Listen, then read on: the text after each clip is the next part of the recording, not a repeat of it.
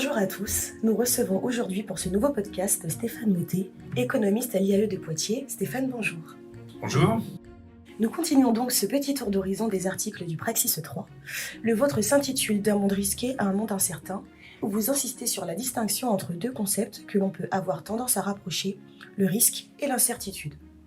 Dire qu'un plan est risqué, ou dire qu'il est incertain, vous nous expliquez que ce n'est pas la même chose, et pour étayer vos propos, vous reprenez notamment la théorie de l'économiste américain Frank Knight. Alors peut-être peut-on revenir sur ces concepts de risque et d'incertitude, et la raison pour laquelle on les confond si souvent.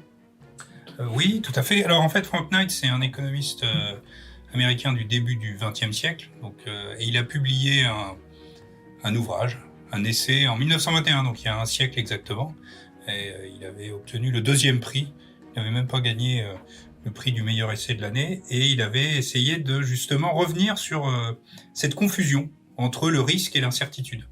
Et pour lui, il a proposé une distinction assez simple, mais qui en fait, quand on l'analyse, est beaucoup plus subtile que ça, mais qui rien que posée de manière binaire, je trouve, est très éclairante. Il disait que d'un côté, en fait, il y a le risque. Le risque, pour lui, c'est quelque chose qui est probabilisable, qui est objectivement mesurable.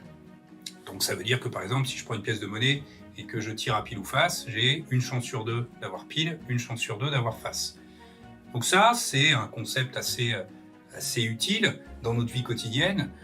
Tous les mécanismes assurantiels, par exemple, votre assurance auto, votre assurance de maison, même les assurances santé, sont basés sur ce concept de risque. On a des séries statistiques et on peut en tirer de manière objective des probabilités qui ont un sens au niveau collectif. Au niveau individuel, c'est compliqué, mais au niveau collectif, elles ont tout à fait un sens.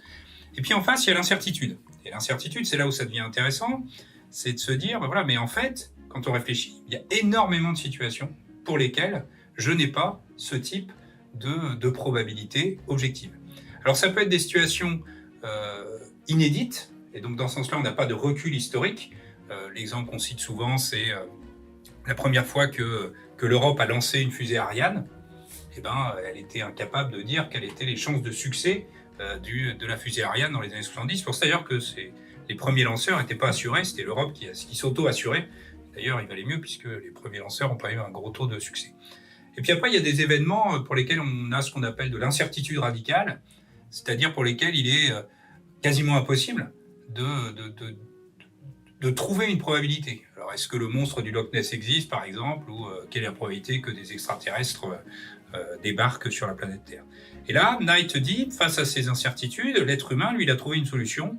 Il va assigner des probabilités, ce qu'on appelle des probabilités subjectives, qui sont issues peut-être de croyances, par exemple, et il va dire, moi je pense qu'il y a une chance sur 100 que... Donc on peut toujours s'en sortir en trouvant des probabilités, mais l'idée de Knight, c'est de dire que c'était pas tant de figer une position risque et incertitude, c'était aussi de voir comment nous, on réagissait au risque et à l'incertitude.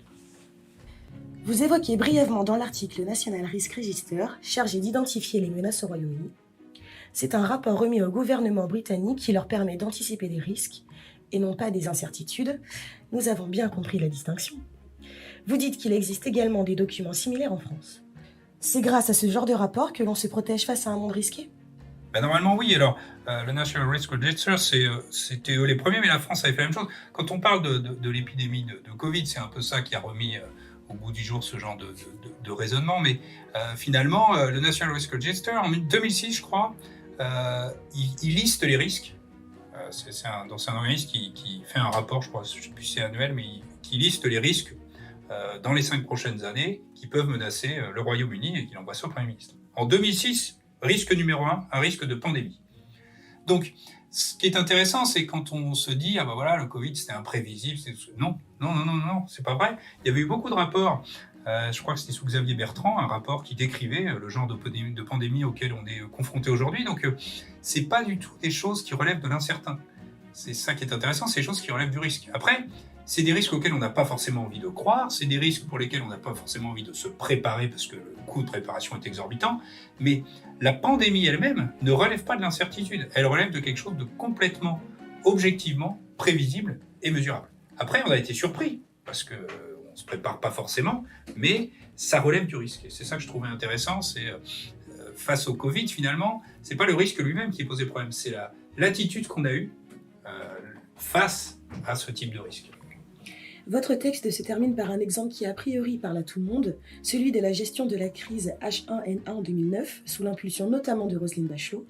On est clairement dans un cas de figure où le scénario du pire fut envisagé, et donc derrière il y a eu des dépenses extrêmement coûteuses. Pour autant, vous assimilez cette décision à une sorte de prime d'assurance, ce qui en ferait en fait une solution pas si illogique que ça finalement. Oui, alors ça, mais je pense que finalement, l'exemple du H1N1 explique en partie pourquoi la France était assez mal préparée à la crise du Covid, alors que les pays asiatiques, par exemple, qui avaient connu des crises du SARS-CoV-2 dans les années 2000, eux étaient habitués à porter le masque, etc. Et finalement, ce que je trouve intéressant avec le recul, rétrospectivement, c'est de voir à quel point les décisions de Roselyne Bachelot à l'époque ont été très très durement critiquées par les parlementaires, je crois par la Cour des comptes, alors que c'est paradoxalement, elle a fait exactement ce qu'il fallait faire. En France, on est très partisan du principe de précaution, mais visiblement, on ne le comprend pas bien. Qu'est-ce que c'est que le principe de précaution ? Le principe de précaution, c'est engager des dépenses très élevées, justement, pour le cas où.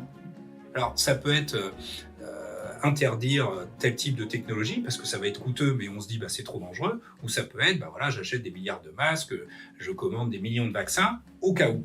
Et puis, si le risque ne se réalise pas, Roselyne Bachelot, elle a assumé.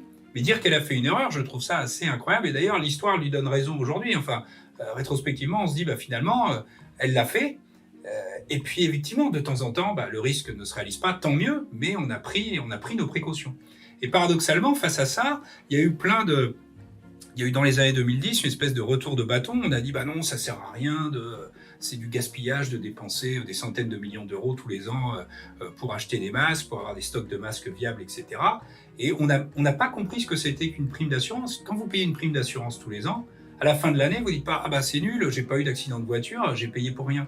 Non, vous avez payé pour la garantie, vous n'avez pas payé pour l'accident. Et c'est ça qui est tout à fait surprenant, c'est que le monde politique, au sens large, là, et à ce point-là, pas compris ce que c'était qu'une préparation au risque. Une préparation au risque, c'est justement, j'engage des dépenses tous les ans. J'espère que le risque ne se réalisera pas, parce que c'est la solution la meilleure. C'est dépenser pour rien, c'est pas une perte, c'est le mieux qui puisse se produire. Et puis, si le risque se produit, j'ai mon milliard de masques qui est là et qui est prêt. Et je trouve ça rétrospectivement fascinant de voir à quel point vraiment il y a une incompréhension absurde. Maintenant, on est mieux. Maintenant, on est préparé pour la suite. Alors, le risque, si je puis dire, c'est que maintenant, on se prépare pour le Covid-20, c'est-à-dire pour la même chose. Une fois qu'on a été confronté à un risque, le problème, c'est qu'après, on se prépare uniquement en se disant le prochain risque sera exactement le même. Alors que non, le prochain risque en 2025, c'est peut-être un risque cyber ou je ne sais pas quoi. Et donc, il faut être souple face au risque. Et ce qu'il faut en tirer, s'il y a un enseignement à tirer de ça, c'est que l'incertitude, elle est là. L'incertitude, elle est sur quelle est la future crise à laquelle on sera confronté. Et si on doit apprendre quelque chose de ça, c'est à être souple face à ça, à se préparer face à différentes natures de risques qui peuvent se produire dans les prochaines années. Et ça veut dire engager des dépenses. Ça veut dire payer les primes d'assurance, si on veut faire l'analogie, pour qu'en 2025, on soit prêt face à un nouveau type de risque. Nous vous remercions, Stéphane Mottet, d'avoir participé à ce podcast. On rappelle l'intitulé de votre article, D'un monde risqué à un monde incertain, pages 50 et 51 de notre magazine, est disponible numériquement sur notre site. Merci. Nous vous mettons le lien pour le lire dans son intégralité. Merci à vous pour votre écoute et à bientôt.